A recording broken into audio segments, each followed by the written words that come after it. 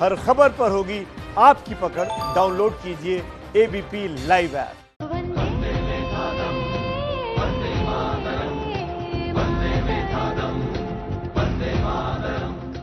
नमस्कार, मैं हूं आपके साथ अनुराग मुस्कान। एबीपी न्यूज पर 2020 एक ऐसा साल है जिसका आने से ज्यादा हम जाने का इंतजार कर रहे हैं। तमाम सारी परिस्थितियां जो हैं वो इस साल खलनायक बन गई हैं, विलेन बन गई हैं, और ऐसे में यह पता लगा पाना मुश्किल है कि इन तमाम खलनायकों के बीच असली नायक कौन है।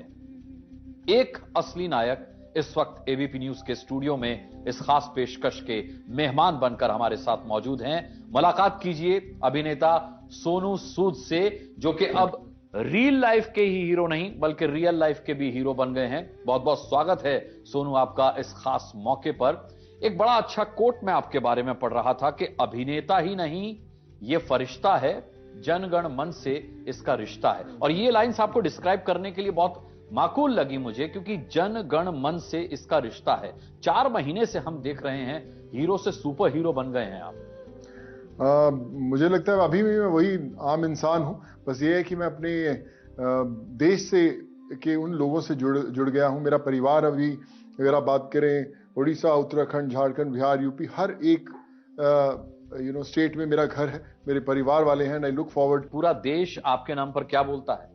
सोनू में है दम, वंदे मातरम। और यही हमारी इस पेशकश का नाम भी है, Sonu ji. Thank you so much. बहुत जोश देता है और आपको बताता है कि आप शायद सही रास्ते पर चल रहे हैं और ऐसे ही चलते रहना है। बेशक आपके बच्चे डरते होंगे कि पापा बाहर मत जाओ, लॉकडाउन है, कोरोना है। आपकी वाइफ भी कंसर्न होंगी आपसे, लेकिन बावजूद इसके आप सड़कों पर थे, लोगों के बीच थे, उनकी मदद कर रहे थे।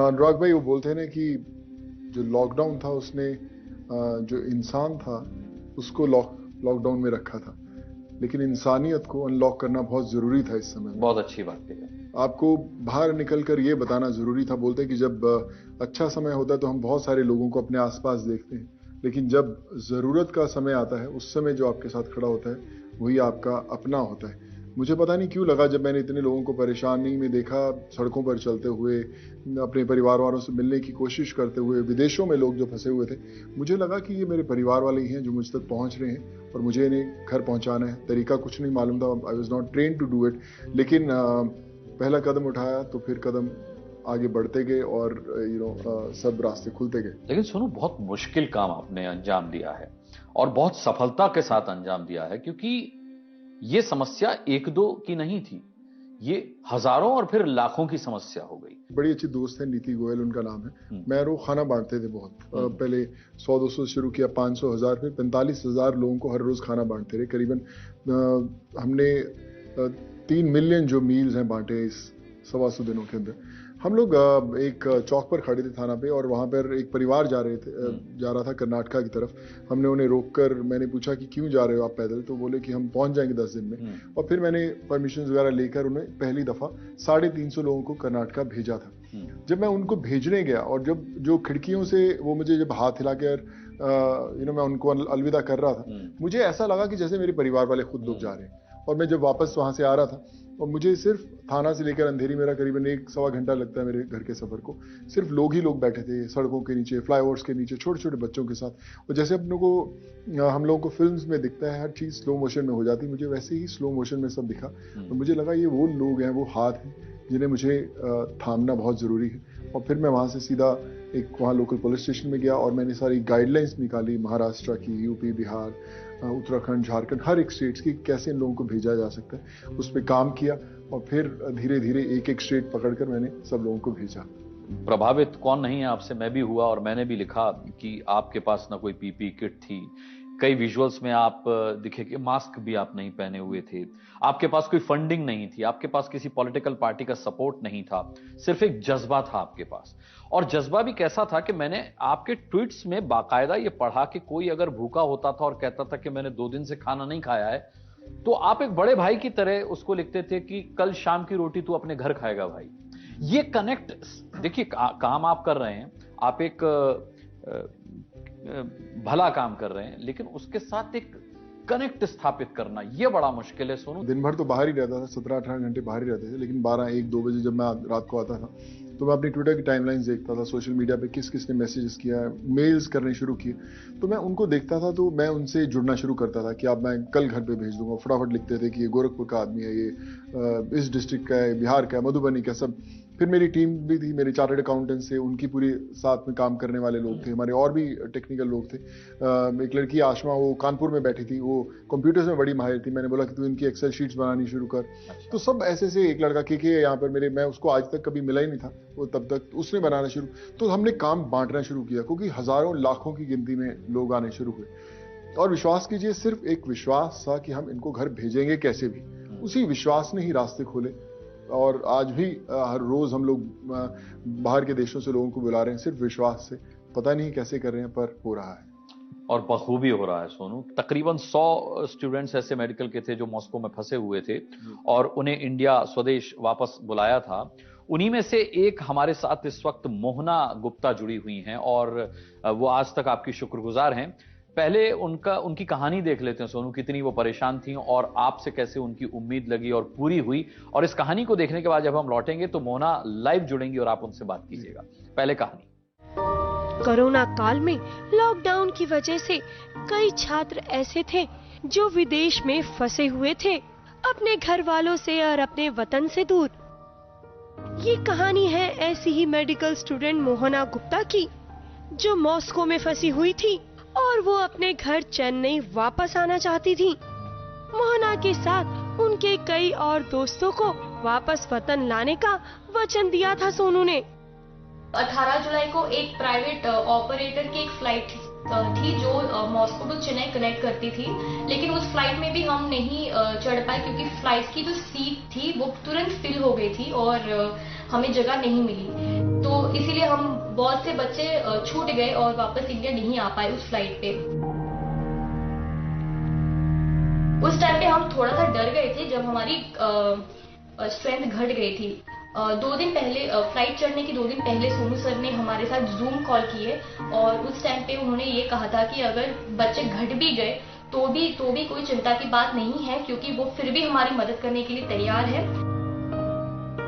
सोनू सर चाहते तो वो हमें दिल्ली तक छोड़ सकते थे, लेकिन उन्होंने ऐसा कभी नहीं किया। उन्होंने मॉस्को से हमें डायरेक्टली चेन्नई लाया।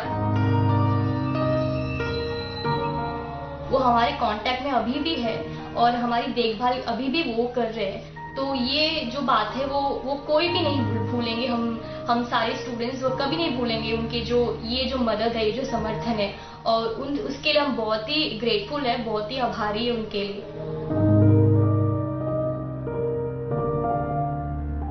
ऐसी तमाम कहानियां हैं सोनू आपकी। मुझे फख्र है कि मैं आपके साथ खड़ा हूं और आप इतना वक्त हमें दे रहे हैं, क्योंकि आपका वक्त ऐसे लोगों के लिए बहुत कीमती है। देखिए, मोहना जुड़ चुकी हैं हमारे साथ और आप उनसे सीधे बात कर सकते हैं। मोहना, आप सोनू को देख पा रही हैं? हाँ जी सर, नमस्ते सर। नमस्कार मोहना, कैसे हैं आप? मैं ठीक हूँ sir, I hope you are fine. I am doing sir good. हाँ जी सर, आपको देखते मुझे यही कहना था कि thank you so much sir. मुझे पता है थैंक यू भी बहुत छोटी शब्द है, बट फिर भी मेरे लिए इतना ही है कि मैं यही कह सकूं कि सारे स्टूडेंट्स को रिप्रेजेंट करके यही कह सकूं कि thank you so much sir. बड़ी खुशी है। मुझे याद है कि लास्ट टाइम जब मैंने बात की थी आप लोग मॉस्को में थे और आज आप अपने घर में पहुंच चुके हैं आपके परिवार वालों के साथ। आपके परिवार वालों के बहुत सारे पेरेंट्स के भी मैंने मैसेजेस देखे थे। मुझे ऐसा लगा कि अभी चेन्नई में मेरे और 100 घर हैं। जब मैं आऊंगा तो कुछ इडली सांभर डोसा जरूर खाने आऊंगा आपके घर पे। जरूर सर, जरूर सर। कैसे सोनू सूद का लिंक मिला आपको? कैसे आपने ये छोर पकड़ा जिसे पकड़ करके आप स्वदेश आ पाई? हमारी एक स्टूडेंट पेरियनन ने, इज ऑल्सो मेडिकल ग्रेजुएट, उन्होंने सोनू सर को ईमेल भेजा। तो ईमेल 22 जुलाई को उन्होंने भेजे और तुरंत रिप्लाई सोनू सर ने किया अगले ही दिन सुबह। मैं हमेशा एक चीज मानता हूँ अनुराग भाई कि हमारी सबकी ये प्रॉब्लम आज तक रही है और आज भी मैं जो लोग सुन रहे हैं मैं उनसे यही कहना चाहूंगा कि हम लोग बोलते हैं कि हम टैक्सेस भरते हैं, ये काम सरकार का है। सरकार क्यों नहीं करती ये काम? ये हमारा काम नहीं है, हमने तो टैक्सेस भर दिए हैं। मुझे लगता है हर एक इंसान को खुद सरकार होना बहुत इंपॉर्टेंट है कि आप फील करें वो कि आप सरकार करे ना करे, मेरा एमएलए करे ना करे, मेरा एमपी करे ना करे, मेरे घर वाले करे ना करें, लेकिन मैं ये काम करूंगा। अच्छा, ऐसे मौके पर मोना कोई ऐसा गाना आपको याद आता है जो आप सोनू के लिए डेडिकेट करना चाहें? सर, मैं एक बंगाली गर्ल हूँ, तो I think the first song, हाँ, तो I think it should be of Rabindranath Tagore ji, Ekla Cholo रे। इट इज कि अकेले ही चलना है and to look for only yourself. तो maybe I can sing that थोड़ा सा। যদি তোর ডাক শুনে কেউ না আসে তবে একলা চলো রে, যদি তোর ডাক শুনে কেউ না আসে তবে একলা চলো রে, একলা চলো, একলা চলো, একলা চলো, একলা চলো, একলা চলো রে, যদি তোর ডাক শুনে কেউ না আসে তবে একলা চলো রে। बहुत अच्छा गाती है मोना, आप एकदम प्रोफेशनल सिंगर की तरह गाया। मुझे आपका ये टैलेंट नहीं पता था। आपके मदर हैं, मदर पेरेंट्स हैं आपके आसपास? है सर, उनको बुलाइए, हम भी मिलना चाहेंगे उनसे। हाँ जी, नमस्कार मैम, कैसे हैं आप? बड़ा अच्छा लग रहा है मतलब बेटी और मामा को साथ में देखकर। जी, बहुत, हमें तो और भी खुश हो रही कि आपके वजह से मेरी बेटी अभी मेरे पास बैठी है।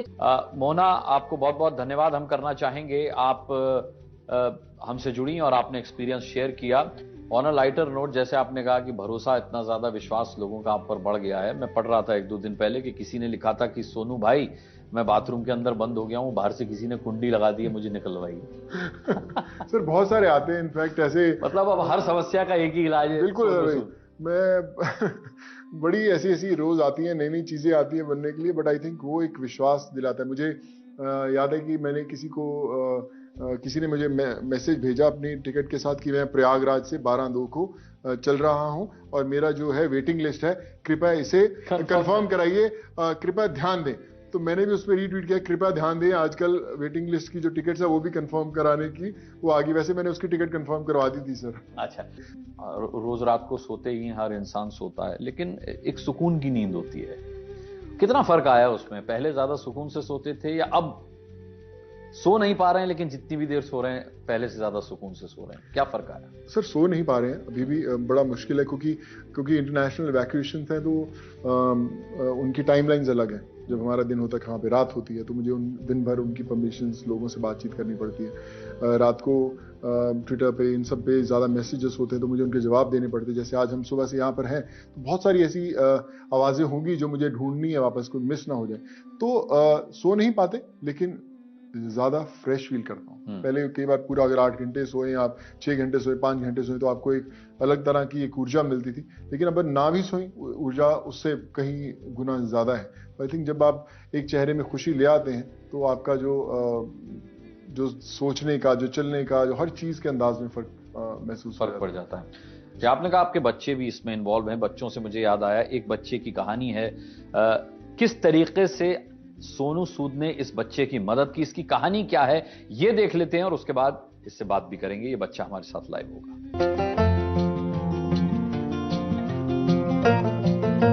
सोनू, ये वो नाम है जिसने राम लल्ला की जिंदगी को एक बार नहीं बल्कि 2-2 बार खुशियों से भर दिया है। लॉकडाउन की वजह से लाखों मजदूरों में से एक राम लल्ला भी थे जो मुंबई के गोरेगांव में फंसे हुए थे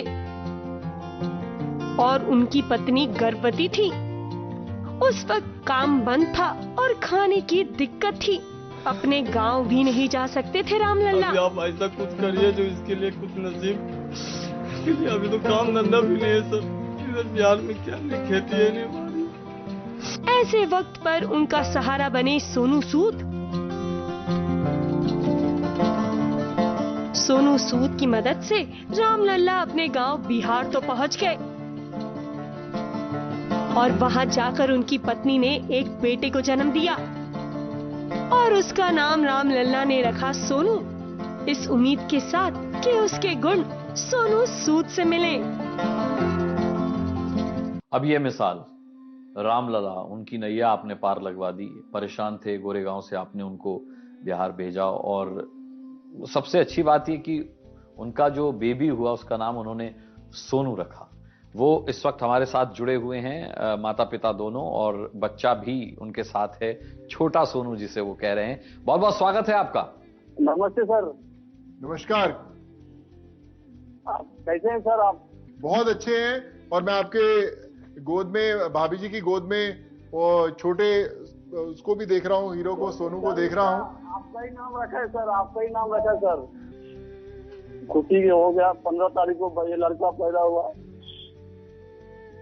तो अभी देखो वाइफ को भी आंसू आ रहे हैं और रो रही है। ये खुशी के आंसू हैं सोनू। अच्छा ये बताइए कि अब सब कुछ ठीक ठाक से हो गया, अब सोनू को, छोटे सोनू की मिठाई कब खिलाएंगे आप? सर हम सोनू सर को बोल रहे हैं दरभंगा आइए सर, हमारा हम तो नहीं उधर आ पाएंगे अभी, आपको तो मालूम है किस परिस्थिति में हम लोग। आप दरभंगा हमको हमारे सर को भेज दीजिए एक बार, फिर हम लोग दरभंगा सर को इनके अपने उनके मुंह से इनको इसका नाम रखाऊंगा सोनू का। अमलला मैं जरूर आऊंगा, मेरी भी बड़ी इच्छा है कि मैं आपके बेबी को देखूं। बड़ा अच्छा लगता है आपके परिवार को जब मैं देखता हूं, भाभी जी को, बच्चों को देखता हूं। मेरी इच्छा होती है कि मैं जल्द से जल्द वहां पर आऊं और आप सब लोगों से मिलूं। और मैंने हमेशा आपसे वादा पहले भी किया था और अभी भी करता हूं कि जब भी मैं आऊंगा, दरभंगा आऊंगा, मैं जरूर आपके घर आऊंगा, आपके घर में लिट्टी चोखा खाऊंगा और बहुत जल्दी मुलाकात करूंगा आप सब लोगों से। अब आप अपने घर पर हैं, छोटे सोनू के साथ हैं, और इसी तरीके से हमारी शुभकामनाएं हैं कि आप सुखी रहें हमेशा, और अब इसके बाद कोई मुसीबत आप पर ना आए, और अगर छोटी मोटी कोई मुसीबत आती भी है तो बड़े सोनू हैं आपकी मदद के लिए तैयार। बिल्कुल जिस तरीके से आपने ये पूरा नेटवर्क स्थापित किया मदद का, कोई ऐसा सेक्टर आपने छोड़ा नहीं जिसमें आप मदद नहीं पहुंचा रहे हैं इस वक्त। ये जो सिस्टम है इसको आप केवल अपने तक सीमित रखना चाहते हैं, या क्योंकि मैंने सुना है कि आप जिस तरीके से इस पूरे मैनेजमेंट को संभाल रहे हैं इस पर अब रिसर्च होने लगी है। लोग जानना चाहते हैं कि एक अकेला आदमी, एक इंडिविजुअल कैसे इतने बड़े स्केल पर मदद पहुंचा सकता है, और वो भी बहुत ऑर्गेनाइज्ड वे में। तो क्या अब करेंगे? केवल एक रिसर्च मटेरियल बन जाएंगे, या अपनी ये स्ट्रेटेजी देश के नाम लगाएंगे? क्योंकि मोदी जी ने भी कह दिया कि आत्मनिर्भर बनना है, और इस वक्त आपसे बड़ा उदाहरण नहीं हो सकता आत्मनिर्भरता का कोई। मैंने एक ट्वीट किया जिसमें था कि मैं चाहता हूं कि देश का हर एक डॉक्टर एक कसम खाए कि मैं अपने पूरे जीवन जब तक मैं डॉक्टरी करता रहूंगा, हर महीने में एक सर्जरी मैं फ्री ऑफ कॉस्ट करूंगा, किसी के लिए भी। हर एक इंसान, आप, मैं, हमारे क्रू वाले लोग, वो इस बात की कसम खाएं कि मैं जो भी मेरी जो लिमिट है करने की, या जो मैं कैपेबिलिटीज हैं, मैं एक पेशेंट को अडॉप्ट करूंगा, या फिर मैं उसकी मेडिसिन का एक पोर्शन का खर्चा उठाऊंगा कि आपकी मेडिसिन 2000 रुपए की मेडिसिन आती है, आपका इलाज हुआ, वो मेडिसिन मेरी तरफ से है, या मैं इस सर्जरी का मैं खर्चा उठाता हूं, जो भी कर सकता है। मुझे लगता है कि अगर आप देश भर में सबको तकलीफें हैं, मैं कहता हूं अगर 10 में से 6 या 7 लोगों को तकलीफें, बाकी के जो 3 या 4 लोग हैं वो अगर इन चीजों को संभाल लें कि हम हर महीने, हर हफ्ते, हर सप्ताह, हर साल में एक ऐसा केस उठाएंगे जो पूरा का पूरा हम ध्यान में, तो आप देखेंगे बहुत सारी प्रॉब्लम्स मिट जाएंगी, अपने आप दूर हो जाएंगे। लेकिन आपने सारे बैरियर्स तोड़ दिए। अगली कहानी मेरी यही इशारा करती है, मोहम्मद निजाम को किस तरीके से सोनू के इस मिशन से फायदा पहुंचा। पहले उनकी कहानी देख लेते हैं और फिर उसके बाद हमारे साथ मोहम्मद निजाम लाइव जुड़ेंगे। इस महामारी में विदेश में बैठे छात्रों को जब अपने वतन की याद आई, जब उन्हें कोई रास्ता दिखाई नहीं दिया, तब सोनू सूद इन स्टूडेंट्स का सहारा बने। और हमारी ये कहानी है मोहम्मद निजाम की, जो किर्गिस्तान में फंसे हुए थे। लाखों कोशिशें करने के बाद भी जब कोई रास्ता दिखाई नहीं दिया, तब सोनू सूद ने मोहम्मद निजाम के साथ उनके सभी दोस्तों को अपने वतन वापस लाने का वादा पूरा किया।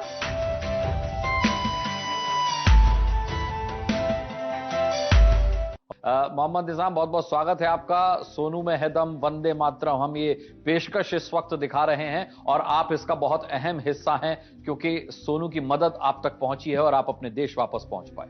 सर ने हमारे लिए जो बहुत किया है वो बहुत ही बड़ी बात है। जो जहाँ तक के रास्ते बंद हो रहे थे तो सबने हमारे लिए किया। इसमें एक मैं तो बहुत बड़ा सर ने अपना किरदार निभाया है, क्योंकि और हीरो तो और भी है सर, लेकिन और सामने भी है। 26 जो आया सर वो सर है, और यही हमारे लिए जो है हीरो है, एक डायमंड लाइफ। कहते हैं ना कि खोद के उसमें से निकाल देखते हैं तो उसमें से जो मिलता है वो एक हीरा है।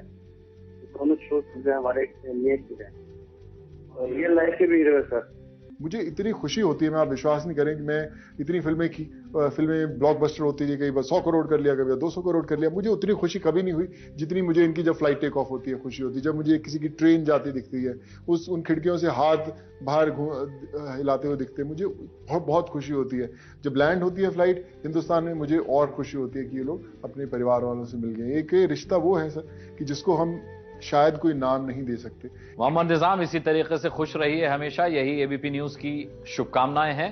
बहुत बहुत धन्यवाद, बहुत बहुत शुक्रिया आप हमसे जुड़े। और एबीपी न्यूज का भी और सर का और उनकी टीम का जी सबसे बहुत धन्यवाद। चलिए बहुत बहुत धन्यवाद। सोनू, जब मैंने अपने आसपास के लोगों को बताया कि 15 अगस्त का स्पेशल शो करने के लिए मैं जा रहा हूं और सोनू सूद मेरे मेहमान होंगे, तो कई लोगों ने कहा कि उनसे जरूर पूछिएगा कि उनका कॉस्ट्यूम कहां है, उनका अटायर कहां है, उनका केप कहां है, क्योंकि पहली बार लोगों ने सुपरमैन को बिना किसी ड्रेस में देखा। मतलब हम देखते स्पाइडरमैन भी एक विशेष तरीके के कपड़े पहनता है, सुपरमैन भी, ही मैन भी, लेकिन सोनू सूद जीन्स और शर्ट में नजर आ रहे हैं, तो आपका विशेष अटायर क्यों नहीं?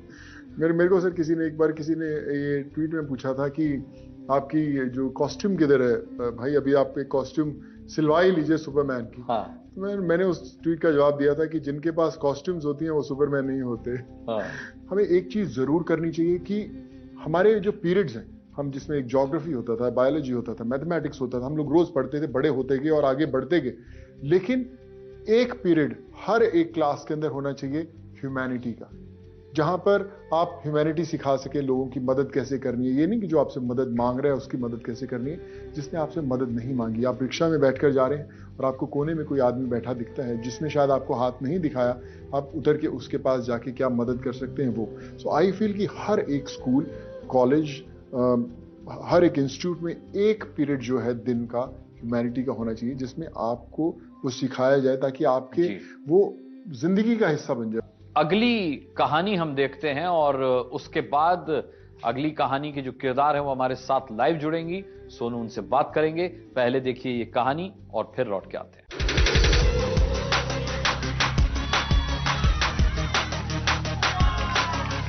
अमृतपाल कौर, वो नाम जिसने नेशनल और इंटरनेशनल कराटे में भारत के नाम कई मेडल जीते हैं।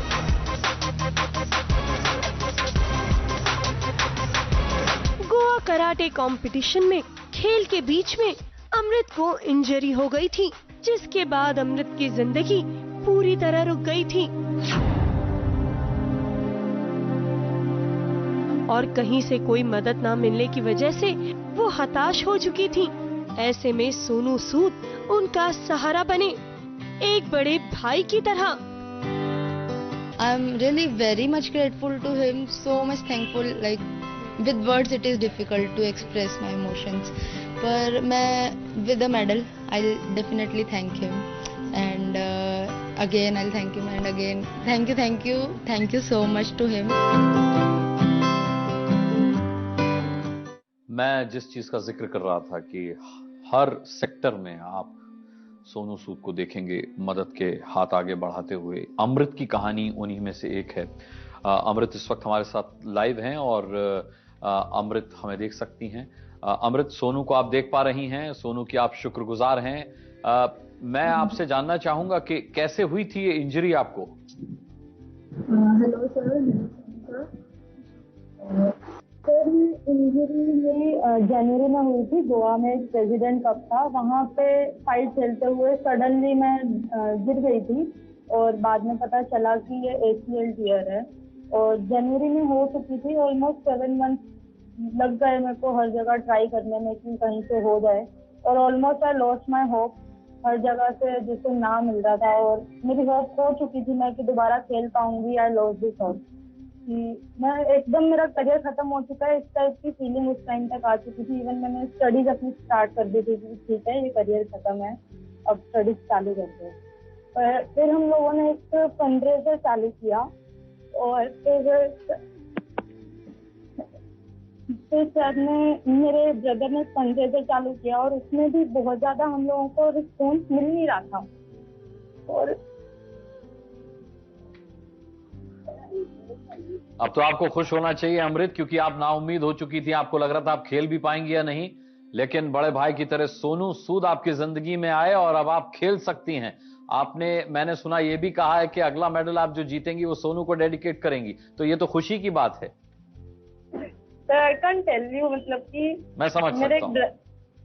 मेरे एक ब्रदर ने सर को ट्वीट के थ्रू ट्राई किया कि हमें थोड़ी हेल्प मिल जाए और सर ने हमें विदिन 15 मिनट्स हमें बता दिया कि ठीक है ये आपका सर्जरी होगा। और अमृत बहुत अच्छा लग रहा है आपको देखकर। I am like overwhelmed at this time, पर from my heart, from the bottom of my heart, really thank you so much. वापस ठीक होते ये मेडल आपके लिए डेफिनेटली लेकर आऊंगी। This time this medal will be dedicated only to you, because आपके कारण ये मेडल आएगा। जो भी नेक्स्ट मेरी अचीवमेंट्स होंगी वो आपको डेडिकेटेड होंगी। And really thank you so much. देखिए मैं अमृत आपकी खुशी देख पा रहा हूं, आपका एक्साइटमेंट देख पा रहा हूं, आपके इमोशंस देख पा रहा हूं। मुझे लग रहा है कि इस वक्त आप हमारे स्टूडियो में होती तो अपने भाई सोनू का आप हक कर लेती, लेकिन ये पॉसिबल नहीं है क्योंकि अब सोशल डिस्टेंसिंग का जमाना चल रहा है। जो भी कुछ हो रहा है वो वर्चुअल हो रहा है, ऑनलाइन हो रहा है। तो क्या आप जादू की झप्पी देना चाहेंगी सोनू को virtually? Definitely sir, thank you so much. God bless you. और फिर से वही जज्बा सोनू के माध्यम से आपके अंदर आया है और बहुत जल्दी आप प्रैक्टिस फील्ड पे होंगी, बहुत जल्दी आप कंपटीशन में होंगी, मेडल जीत कर लाएंगी। इसके लिए भी आपको पहले से बहुत बहुत शुभकामनाएं एबीपी न्यूज की तरफ से। जैसे आपने कहा लोग जुड़ते हैं, एक नई कहानी और जुड़ी है। कहानी नई हो सकती है लेकिन आपकी और इनकी जान पहचान पुरानी है। पहले ये कहानी देख लेते हैं और उसके बाद सोनू आपके लिए एक सरप्राइज भी होगा। पहले ये कहानी। महामारी के इन 4 महीनों में ना जाने कितने हजारों लोगों को स्वदेश लाकर उनकी मदद की है सोनू सूद ने। और उनकी इस मुहिम में लोग अब जुड़ते जा रहे हैं। और ऐसे ही एक छात्र है नितेश भारद्वाज, जो फिलीपींस से अपने देश आना चाहते थे। मनीला फिलीपींस में मैं पढ़ता हूँ और थर्ड ईयर पास आउट हूँ और मेरा इंटर्नशिप वहाँ पे स्टार्ट हो गया है। इस दौरान जब ये कोरोना स्टार्ट हुआ तो हमारे वहाँ पे 9 मार्च से लॉकडाउन लगा हुआ है और अप्रोक्स हमने 5 महीने वहाँ पर लॉकडाउन में निकाले। और इस दौरान मतलब हम लोगों ने एक रूम में पैक होके रहे हैं। हम ना बाहर आ जा सकते थे, ना बाहर निकल सकते थे, ना किसी से मिल सकते थे। और अपने वतन वापसी के साथ ही वो सोनू सूद के साथ उनके वॉलंटियर बनकर उनके साथ हैं।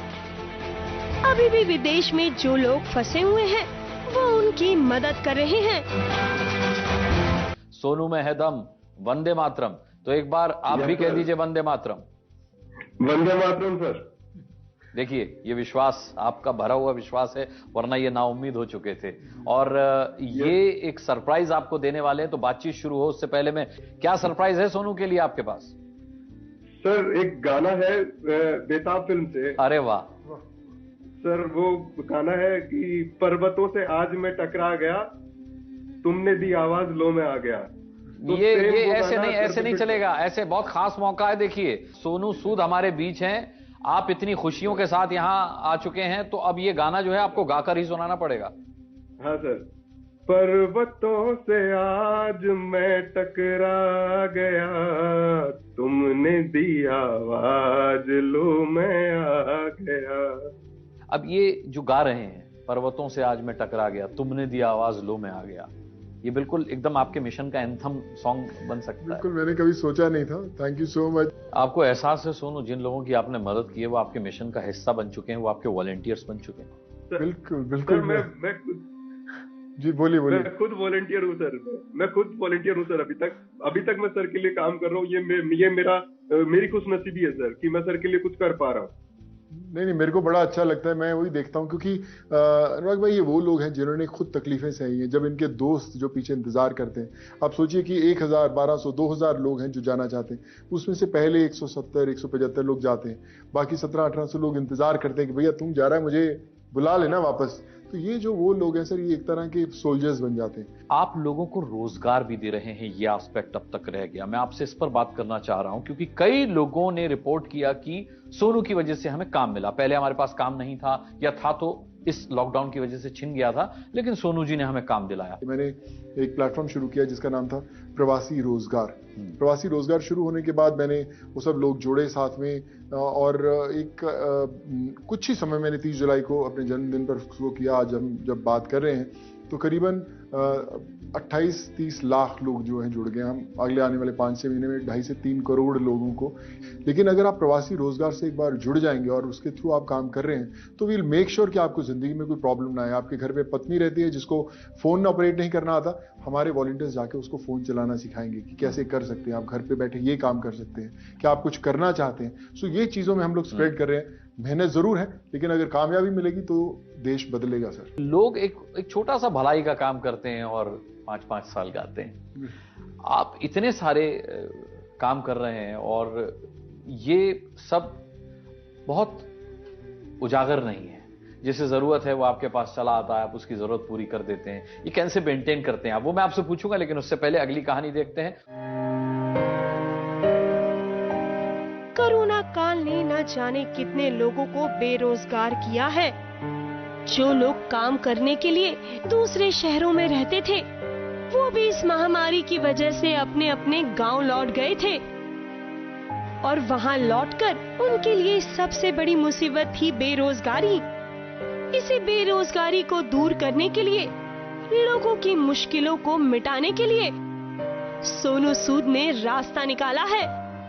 लॉकडाउन लगने के कारण मुझे बड़ी दिक्कत से मुझे घर आना पड़ा, जिसमें मेरा सर्टिफिकेट भी गुम हो गया। मैं जब घर आया तो मुझे बहुत तकलीफ हो रही थी क्योंकि मैं घर में अकेले कमाने वाला हूँ। उसके कारण मुझे कहीं जॉब भी नहीं मिल रही थी सर्टिफिकेट गुम हो जाने के कारण। दीपक कुमार जो बेरोजगारी से परेशान थे, दिल्ली में उनको एक अच्छी कंपनी में नौकरी दिलाकर सोनू ने उनकी सबसे बड़ी मदद की है। दीपक कुमार हमारे साथ लाइव जुड़ गए हैं सोनू, और इनकी कहानी हमने देख ली। दीपक, बहुत बहुत स्वागत है आपका एबीपी न्यूज पर। सोनू में है दम, वंदे मातरम। और आप भी अब वंदे मातरम कह रहे हैं क्योंकि हमने देखा कि आपके पास नौकरी नहीं थी, लेकिन अब आप नौकरी करते हैं और शुक्रगुजार हैं सोनू सूद के। जब मैं घर आया था ना लॉकडाउन में, अच्छा, तो मेरे पास मेरे गांव में एक फ्रेंड है विकेश, ठीक है, तो मैं उनसे मिला तो मैं अपना कहानी बताया कि मेरे को प्रॉब्लम हो रही है, मेरे को जॉब चाहिए। हमें जॉब बताया और सोनू सूद भैया के बारे में और ये प्रवासी रोजगार जो है इसके बारे में हमको बताए, और इसका हमको फुल जानकारी मिला। फिर हमें सोनू सूद भैया के जरिए हमको नौकरी मिला, क्योंकि मैं दिल्ली में अभी L&T कंपनी में संडे को निकलूंगा। मेरा संडे को टिकट है जाना। जी सोनू, पूछ लीजिए इनसे कैसी चल रही है इनकी नौकरी। कैसी चल रही है नौकरी दीपक आपकी? आपको अच्छा लग रहा है? जी बहुत अच्छा लग रहा है सर। मेहनत से काम करते रहिए, दिल लगाकर काम करते रहिए, और लगना चाहिए कि जब मैंने आपको भेजा है तो वहां पे जिसके पास काम कर रहे हैं उसको भी लगना चाहिए कि दीपक कमाल का आदमी भेजा है मेरे पास। आज का ये खास मौका देखिए कि इस 1 घंटे के शो में अगर सोनू हम आपको भूल नहीं सकते, तो जिनके साथ आप घंटों घंटों रहे हैं, मतलब मैं देख रहा था ब्रेक के दौरान भी आप लोगों की मदद कर रहे हैं, आप SMS पे लोगों का हाल ले रहे हैं, कौन आया, कौन सा प्लेन उड़ने वाला है, कौन सी फ्लाइट आने वाली, किसको क्या दिक्कत आ रही है।